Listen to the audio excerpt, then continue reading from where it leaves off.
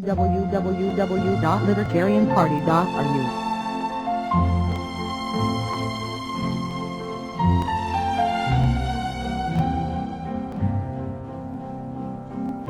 I just interrupt at that point. You say socialism is impossible in a technical sense. Now, what exactly do you mean by that? It proposes a solution which is not a solution. You cannot, well, it takes a long time, but it's my central problem. Socialism assumes that all the available knowledge can be used by a single central authority.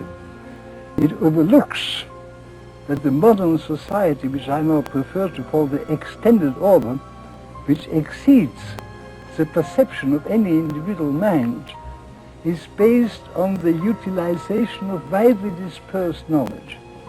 And once you are aware that we can achieve that great utilization of available resources only because we utilize the knowledge of millions of men, it becomes clear that the assumption of socialism that a central authority can command all this knowledge is just not correct.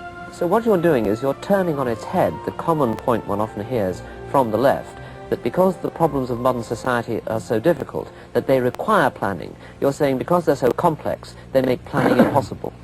Well, I think the nicest form to put it is to say that socialism,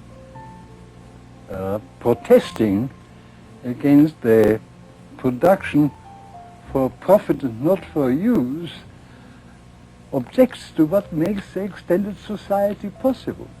Production for use is only possible in a society where we know all the facts. But to achieve the situation where we are all working for people whom we do not know and are being supported by the work of people who do not know is made possible because we produce for profit. Profit is a signal which tells us what we must do in order to serve people whom we do not know. Yes. Now, you and von Mises put forward this criticism in the 20s. Yeah. What reaction did you get from the socialists of the day?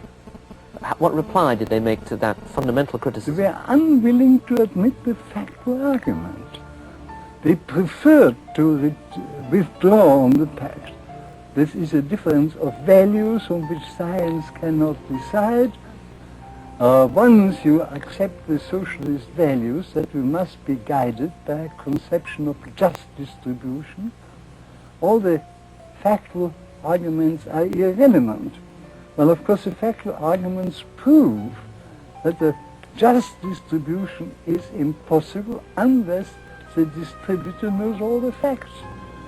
So my answer is, if the factual assumptions of socialism were correct, it would be a moral duty to aim at the just distribution. But you have to recognize you cannot do it.